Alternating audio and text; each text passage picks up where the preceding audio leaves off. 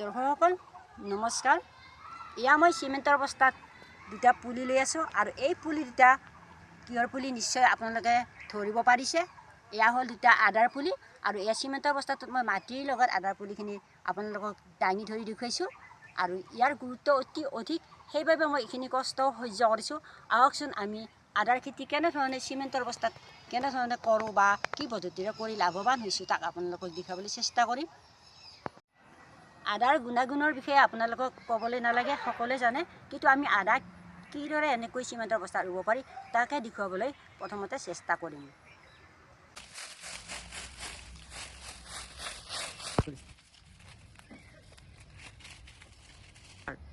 আমি ঘৰৰ চৌহদ পৰিষ্কাৰ কৰোঁতে সাৰোঁতে যিবিলাক জাবৰ জোঁথৰ ওলায়, বন ওলায়, গছৰ পাত ওলায়, শুকান বন, এইবিলাক এনেকৈ মানে চাফা কৰি থৈ দিওঁ। এইবিলাক আমি পেলাই নিদিওঁ। ইয়াৰ পৰা আমি পচন সাৰ উৎপন্ন কৰি ঘৰতে অকণমান ঘৰে খাব পৰাকৈ খেতি চব্জি কৰোঁ। এনেকুৱা পেলনীয়া জাবৰ জোঁথৰ পৰা ঘৰতে কেনেকৈ জৈৱিক সাৰ বা পচন সাৰ আমি উৎপন্ন কৰিব পাৰোঁ তাকে দেখুৱাবলৈ চেষ্টা কৰিছোঁ।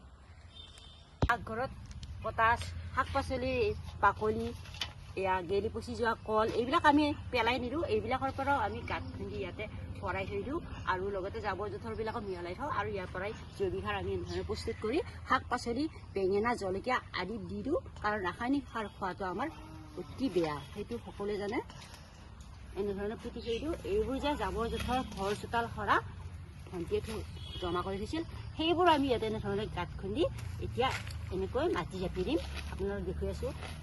এইদৰে জাবৰ জোঁথৰসমূহ যেতিয়া গাঁতত আমি এনেধৰণে ভৰাই থৈ দিওঁ, ইয়াক অলপ সময় লাগিব গেলি পচি যাবলৈ আৰু সাৰ উৎপাদন হ'বলৈ।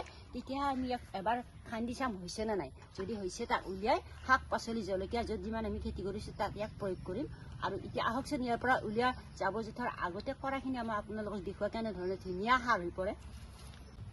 এয়া আমি আগতে প্ৰস্তুত কৰা যিখিনি জৈৱিক সাৰ আছিল তাক গাঁতৰ পৰা উলিয়াই থৈছিলোঁ, কাৰণ এতিয়া আমি ইয়াক ব্যৱহাৰ কৰিম, আদা ৰুওঁতে ব্যৱহাৰ কৰিম বা অন্য শাক পাচলিত। এতিয়া চাওক, আজিকালি ল'ৰা ছোৱালীবিলাকে আমাৰ ঘৰুৱা যিবিলাক ঔষধি টাইপৰ গছ আছে বা আমি যিবিলাক ঘৰত ৰুওঁ নাই বা বজাৰৰ পৰা কিনি আনো, চিনি নাপায়, কিন্তু বেয়া বস্তুবিলাকৰ গছ চিনি পায় দেই, সেইটো ক'ব নালাগে। প্ৰথমতে এনেধৰণে মাটি ল'ব, মাটিৰ লগত গছৰ জাবৰ জোঁথৰ পাত যি পায় এনেধৰণে মিহলাই ল'ব।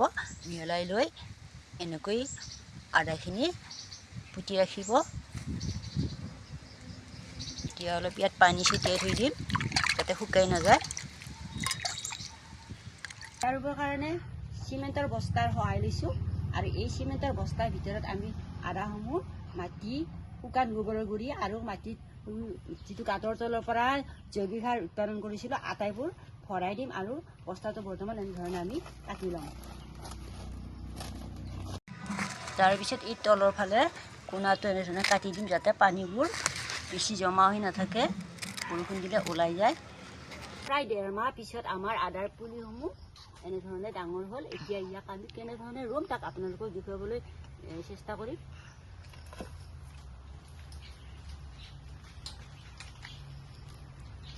এমাহ পিছত আমাৰ আদাৰ পুলিসমূহ এনেধৰণে ডাঙৰ হ'ল। এতিয়া ইয়াক আমি কেনেধৰণে ৰুম তাক আপোনালোকক দেখুৱাবলৈ চেষ্টা কৰিম।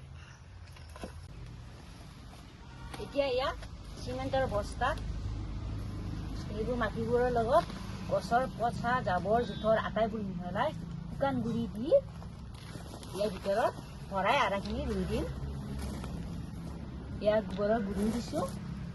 এই কেৰেলাবোৰ হয় নহয়, লাৰিব ধুনীয়া লাগে, তথাপিতো আমি খেতিৰ কাৰণে এইবোৰ হাতেৰে লাৰোঁ। এয়া চাওক, আমি আদাৰ যতন কি ধুনীয়াকৈ লওঁ। ইয়াক সদায়ে চাওক, পুৱা উঠি আদাটো কিমান ডাঙৰ হৈছে, তাৰ গুৰিবোৰত মাটি আছেনে নাই, আৰু যদি জোৰে বৰষুণ দিয়ে বা শিলাবৃষ্টি হয় তেতিয়া তাক আকৌ আল ফুলে দাঙি নি পেলাই ঘৰৰ বাৰাণ্ডাৰ তলত ৰাখি দিওঁ। বৰষুণ কমাৰ পিছত আকৌ ইয়ালৈকে বাহিৰলৈকে লৈ আহোঁ। গতিকে আদা আমি সদায় সকলোৱে এনেধৰণে মানে কি কৰিব লাগিব, আপডাল কৰিব লাগিব আদাৰ লাগিব।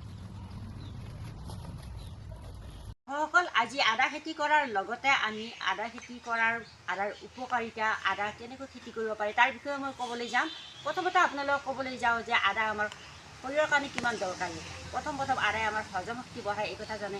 আৰু আদাৰ পৰা আমি কি খাদ্যত আদা ব্যৱহাৰ নকৰোঁ, যেনে মাছ, মাংস, চব্জি সকলোতে আমি আদা ব্যৱহাৰ কৰোঁ। আৰু আদাই আমাৰ যিবিলাক পুৰণা কাহ আছে কাহো নোহোৱা কৰে। আমি কাহ উঠিলে ঘৰতে পোৱা আদাৰ পৰা পটককৈ এটুকুৰ কাটি লৈ আহি খাওঁ। আদাৰ পাতৰ পৰা আমাৰ মানুহে আদা মাছ জাল দিয়া বুলি কয়। মাছ জাল আপোনালোকে হয়তো সকলোৱে নাজানিবও পাৰে।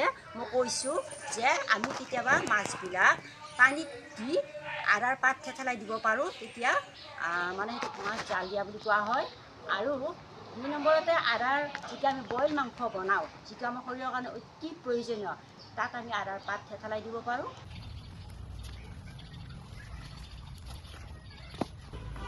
এই যে আদাৰ বস্তাবোৰ তাৰ পৰা আমি ইয়াতে বাৰান্দাৰ তললৈকে লৈ আহিলোঁ। ঘৰৰ তলতো বা ঘৰৰ ভিতৰতো আমি বৰষুণ দিলে বস্তাসমূহ দাঙি আনি থৈ দিওঁ, কাৰণ অতিমাত্ৰা বৰষুণ পৰিলে আদাবিলাক ইমান ভাল নহয় আৰু কম পানীটো ভাল নহয়। গতিকে আমি দুয়োটাৰ মাজতে ইয়াক কি কৰোঁ, সদায় মিলাই ৰাখোঁ যে বেছি বৰষুণ হ'লে ইয়ালৈকে আনোঁ আৰু কম বৰষুণ হৈ থাকিলে মুকলি আকাশৰ তলত থৈ দিওঁ। আৰু এনেধৰণে চিমেণ্টৰ বস্তাত কৰাৰ কাৰণে আমাৰ বেছি সুবিধা হয় যে আমি আদাসমূহ ভালদৰে যত্ন ল'ব পাৰোঁ। কাৰণ আমি আদাৰ যত্ন এনেধৰণে লওঁ, মানুহৰ যত্ন লোৱাৰ দৰে লওঁ, কাৰণ আদা আমাৰ বহুত উপকাৰী।